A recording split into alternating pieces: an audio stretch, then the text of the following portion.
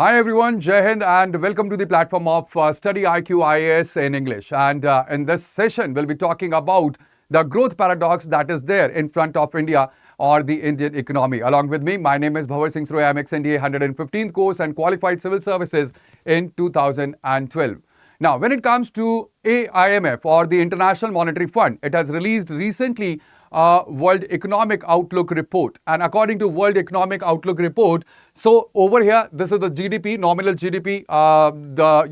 It is projected nominal GDP growth for the year, and ultimately, according to this report for 2026, India has slipped to the 6th position. I have told you already why this slippage had happened. Alright, what are the reasons behind this? There is a complete video over this, and you can see it in the video section itself. Now, when it comes to the comparison, there is a comparison as well in this report. Now, this video is basically upon this comparison, that is, according to the report, the comparison between India and Bangladesh.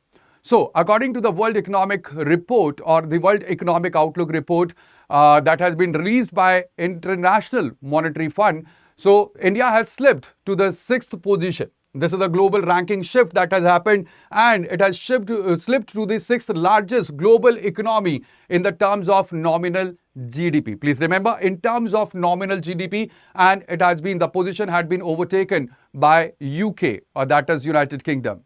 Now, when it comes to the drastic comparison that is between India and Bangladesh, so you can see that India's projected per GDP or per capita GDP is $2,812, and it lags behind that of the Bangladesh projected per capita GDP, that is $2,911 for the 2026. At the same time, when it comes to the forex reserves in Bangladesh, so the central bank reserves, they have surged to $30.30 billion, and it is driven majorly by aggressive dollar purchasing by Bangladesh and also 45.41 year-on-year remittance spike that the Bangladesh have seen.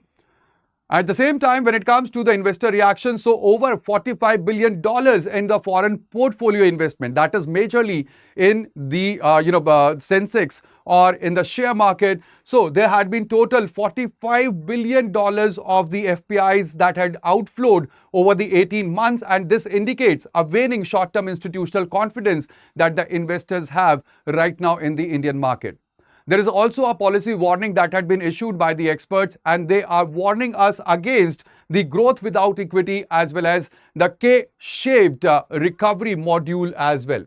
Now, this is the K-shaped recovery module. All right. What happens is that after the recession that we have seen after the COVID-19, so there are some of the parts of the economy that recovers, but some parts they stagnate or sink, and that is a kind of warning that has been issued in terms of Indian economy. Now, when it comes to the report, so over here it is very important to note some of the important concepts of the economy, and that is number one is nominal GDP. Now, nominal GDP is basically calculated at the current market prices, and it reflects the size as well as the global economic weight. But again, this is actually not, or this does not portray the actual growth. Because when it comes to nominal GDP, it is impacted by the inflation and even the currency volatility. There is the per capita GDP as well. Now, this is arrived when you divide the total GDP by the population. This is basically a measure of the average standard of living and even the individual prosperity. And then comes PPP, that is purchasing power parity. It adjusts for the local cost of living. In PPP terms, when it comes, India is still the third largest economy globally, and it shows the domestic strength that India has. All right. Now, when it comes to India and Bangladesh, so what are the structural strengths that Bangladesh have, and that has led to its robust growth when it comes to per capita GDP growth?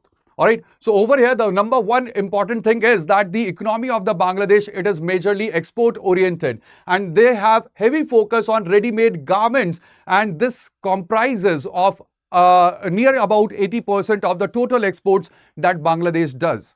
At the same time, there is significantly higher women's labor force participation ratio as well as compared to India, and there are better outcomes in health and microfinance because of the Grameen Bank model that is implemented in Bangladesh.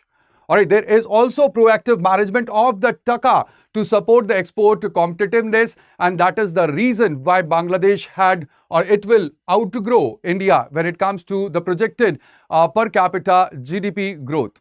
All right, but at the same time, the report also highlights that this would be temporary and India will again it will switch back and it will be ahead of Bangladesh in 2027. All right, now what impacts India? Why Indian economy is impacted, or what are the factors that impacts Indian economy?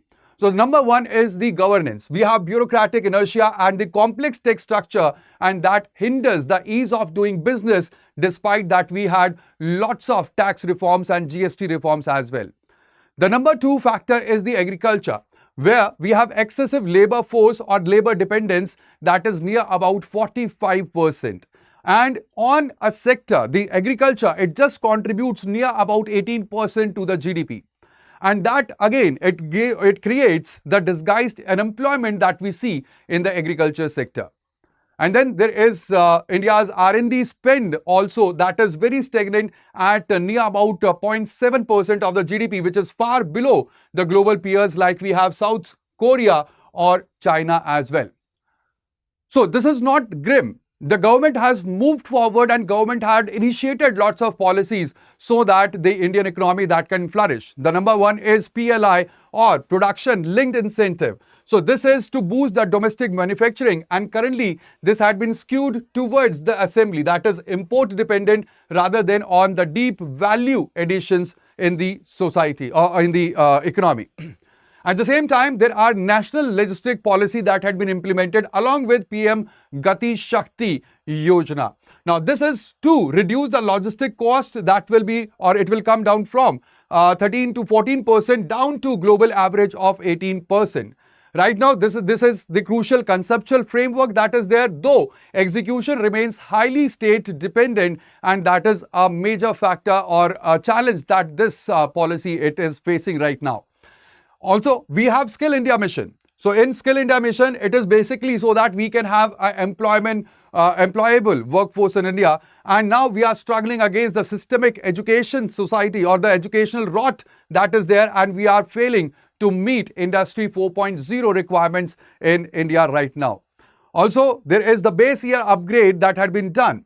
So this was an administrative step for the data integrity, and it was necessary move away from the flawed proxies to digitally backed formal sector data, despite the short-term optical hit that Indian economy has taken. Along with these, there are several other steps also that had been taken, policy interventions that had been taken by the government of India. And that includes the codification of the labor reforms or the labor norms that are there.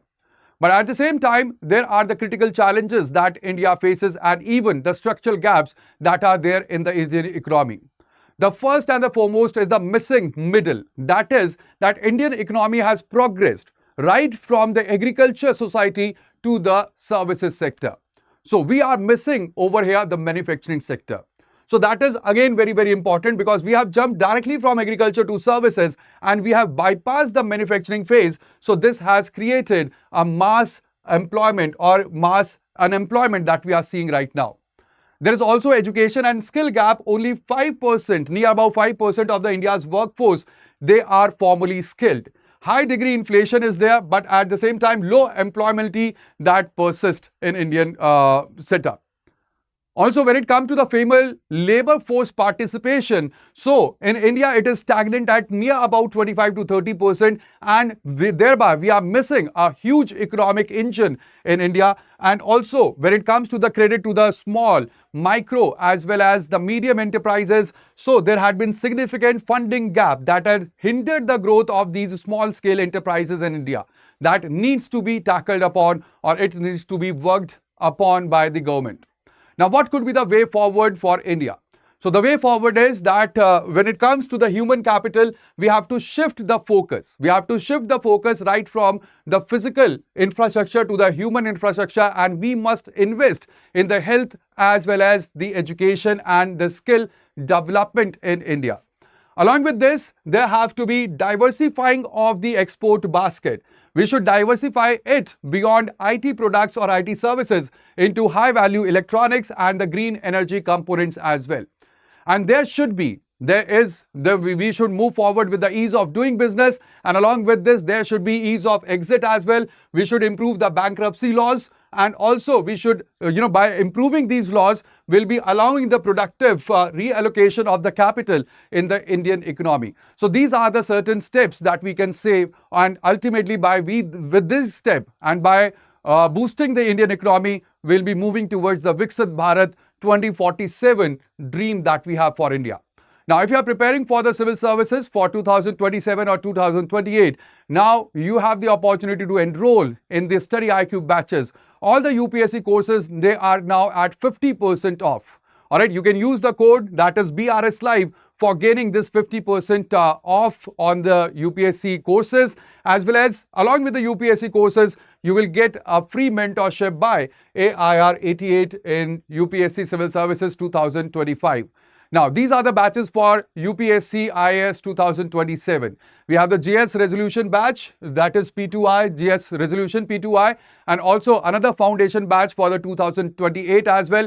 You can enroll into these batches, and again, I'm telling you that you can get the 50% off discount that we are giving you right now, and it is available by using the code BRS Live. So that would be all in this session. I hope that now you have a complete understanding that why we are lagging behind, or why we will lag behind Bangladesh in terms of per capita GDP growth. At the same time, it is also very important to understand that this also relates to another important concept, that is jobless growth in Indian economy, where the Indian economy is growing, but at the same time, the jobs or the unemployment rate, it still is very high. So again, this is very important topic where you can connect this to jobless growth in Indian economy as well. So that would be all. Thank you. Bye-bye. Take care. Jai Hind. I'll meet you and I'll see you in the next. But do not forget to subscribe to our channel so that you do not miss any of the updates at StudyIQ channel. Thank you. Bye-bye. Take care and Jai Hind.